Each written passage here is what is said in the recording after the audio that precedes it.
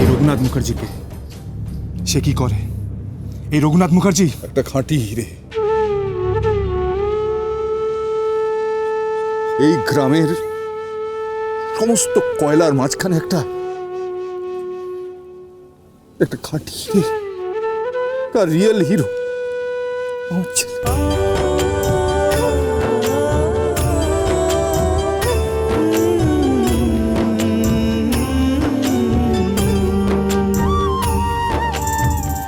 মাগো আমার মা, আমি তোমারই খোকা, তুমি আমার জননী ভগবান, তুমি মা। মায়ের আঁচল মায়ের স্নেহ কোথায় গেলে পাবে কেহ, মায়ের আঁচল মায়ের স্নেহ কোথায় গেলে পাবে কেহ, তোমার চরণে আমার জীবন। মাগো আমার মা, আমি তোমারই খোকা, তুমি আমার জননী ভগবান, তুমি মা। জীবনেও এবারই মুখ হবো। একটা বিয়ে করেছি বটে, মা বাবা একটা বিয়ে দিয়েছে বটে, বিয়ে করে সব স্বাদ মিটে গেছে আমার। এই বাড়ির মুখ আমি কোনোদিন হব না। আরে লোকটা খোকা, ওর সাথে সংসার করা যায়? অশিক্ষিত ছোট লোক, আমি লোকটাকে সহ্য করতে পারছি না। এই দেখুন, আপনি কিন্তু বড্ড খ্যাক করেন। আপনার কি পেটে কৃমি আছে নাকি? হ্যাঁ, আপনাকে কৃমির ওষুধ দেবো? কালমেঘ পাতা? এই চুপ করো তো, আয়ুর্বেদের বাচ্চা। দেখুন, আপনি কিন্তু বাজে কথা বলছেন। এই বালিশানি কোথায় যাওয়া হচ্ছে? গাছতলায়? হ্যাঁ হ্যাঁ, গাছতলায়। আপনার মতো মেয়ের সাথে এক ঘরে থাকা থেকে ওই গাছতলায় থাকা অনেক ভালো। কেন কেন? আমার মধ্যে খারাপ কি আছে? কি খারাপ আছে আমার মধ্যে? আমার হাইট 5 ফুট 4 ইঞ্চি, দেখতে সুন্দরী, বর্ণ ফর্সা। তাতে কি? তাতে কি? আপনার হাইট 5 ফুট 4 ইঞ্চি, দেখতে সুন্দর, বর্ণ ফর্সা, তাই বলে কি আপনি আমার উপযুক্ত স্ত্রী? কেন? আপনার উপযুক্ত স্ত্রী কে হবে শুনি? কে হবে? ওপর থেকে কোনো অপশন উর্বশীর মেয়ে আসবে, নাকি হলিউডের অভিনেত্রীকে এসে দাঁড়াতে হবে? ওসবের দরকার নেই। একটা নিপাট সুন্দর ভালো গৃহবধূ। আপনার মাথায় এসবের সংজ্ঞা ঢুকবে না। আপনার মাথা তো উগ্রপন্থী মাথা। কি? আপনি আমাকে মাথা মোটা বলেন না? হ্যাঁ, আমার মাথা মোটা? আপনার মাথা না আমার থেকে আরো মোটা। Mind your language. আপনি জানেন আমি কত দূর পড়াশোনা করেছি? আমি মাস্টার্স করেছি, মাস্টার্স। আপনাদের মতো লোকদের না আমি পাঠশালায় পড়াই। আমি তরি গাঙ্গুলি, বরাবর ফার্স্ট হয়ে এসেছি। এই জানতো জান, আমার সাথে না পড়াশোনা নিয়ে কোনো কথা বলবেন না। হ্যাঁ হ্যাঁ, আমি বলতেও চাই না। আপনি বরঞ্চ তাড়াতাড়ি বাক্স ব্যাগটা গুছিয়ে এখান থেকে বিদায় হন তো। আপনি কিন্তু বাইরে যাবেন না বলে রাখলাম। কেন কেন? রাত্রিবেলা আবার ওখানে শুতে যাবেন গাছতলায়? আপনার কি? হ্যাঁ, আপনার কি? হ্যাঁ, তারপর তো আমাকেই চাদর। চাদর? কিছু না।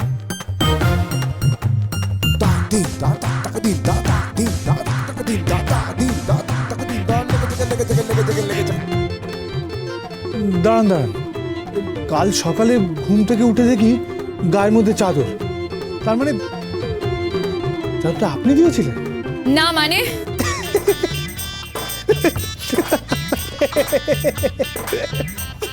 দাঁত বার করে হাসেন কেন আপনি? ইচ্ছে করছে দাঁতগুলো ভেঙে দিই। এই হাসেন কেন আপনি? হ্যাঁ, বাপরে, আমি তো ভাবতেই পারছি না আপনি আমার গায়ে চাদর দিয়েছেন।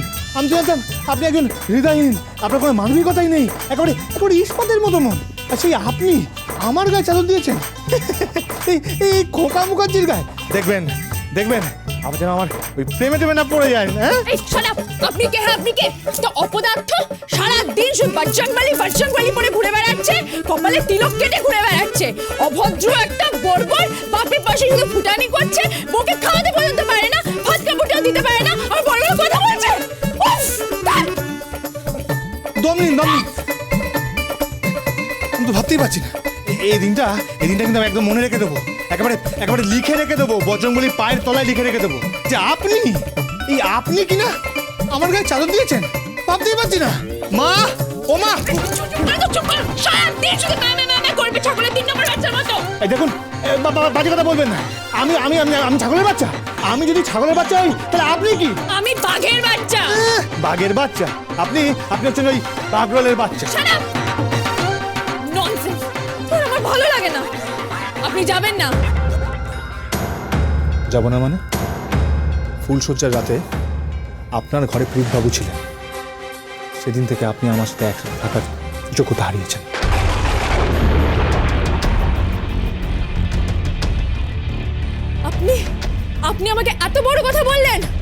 আপনি কি প্রমাণ করতে চাইছেন? আমি খারাপ মেয়ে? জানি না, ভালো মেয়ে খারাপ মেয়ের সংজ্ঞা আমার জানা নেই। তবে এটুকু বলতে পারি, আমি ফুলসজ্জার রাতের গল্প শুনেছি আমার বন্ধুদের মুখ থেকে, আত্মীয় স্বজনের মুখ থেকে, কিন্তু কখনো এরকম ফুলসজ্জার গল্প শুনিনি যে ফুলসজ্জার ঘরে স্বামী স্ত্রী ছাড়াও তৃতীয় ব্যক্তি ছিল। দুটি পুরুষ, একটি নারী।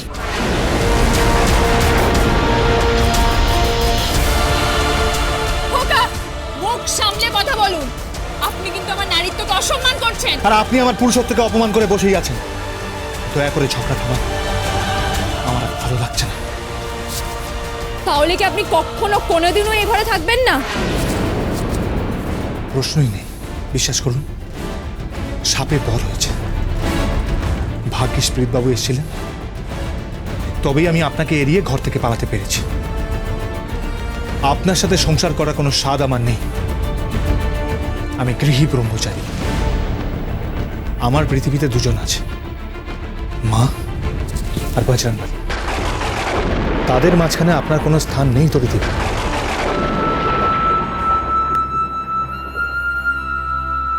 কোনো স্থান নেই। আর তো রইল একটা রাত।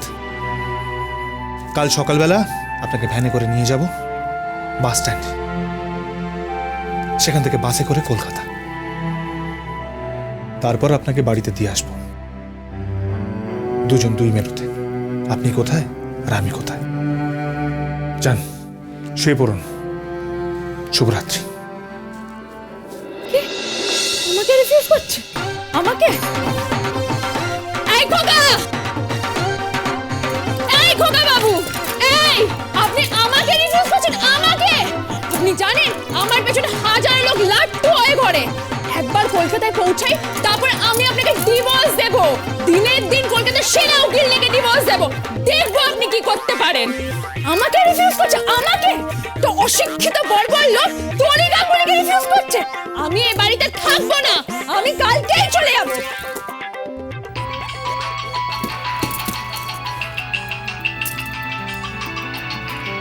হ্যালো, কিরে তোরি কি করছিস? কাল আসবি তো? কে বলছেন? আমি তোর বৌমনি বলছি। ও বৌমনি, তোমরা আমাকে ফাঁসিয়ে দিয়েছো। এই লোকটা একটা জানোয়ার, এই লোকটা একটা ছোট লোক, এই লোকটা একটা অভদ্র, এই লোকটা একটা অশিক্ষিত। তোরি তোরি তোর একটু থাম। তুই তো তোর স্বামীকে একেবারে অষ্টতর শত নামে ডাকছিস রে। একটা তো ভালো কথা বল। কিচ্ছু ভালো নেই, লোকটা একটা বাজে লোক। ঠিক আছে তোরি, এরকম রাগ করিস না। এই কাল কাল ফোন, তোরই ফোন, এই দাও তো আমাকে। তোরি তোর দাদা একটু কথা বলবে, ধর। হ্যাঁ বোন, কাল সকালে সব চলে যাচ্ছে। কি? আরে মালপত্র। কিসের মালপত্র? আরে বাবা, TV, fridge, washing machine, DVD player, everything everything সব কিছু তোর জন্য। সব চলে আসছে? হ্যাঁ সব পাঠিয়ে দিচ্ছিস? হ্যাঁ, সব কেনা হয়ে গেছে। আজকে রাতে লরিতে সব মালপত্র তুলে দেওয়া হবে, কালকে সকালেই তোর বাড়িতে পৌঁছে যাবে। আর শোন, তুই যখন অষ্টমঙ্গলে এখানে আসবি, ওখানে তোর ঘর গোছানো চলবে, আর এসিটাও ফিট করে দেবো। কিন্তু এখানে পাওয়ার তো কম। আরে বাবা, জেনারেটর চলে যাবে।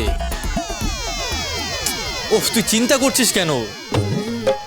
আমার বোন রাজরানীর মতন থাকবে, ঠিক আছে? আর শোন, ফ্লোরে কার্পেটের ব্যবস্থা হয়ে যাচ্ছে। Happy happy. এই এই তুই বৌমনিকে ফোনটা দে তো।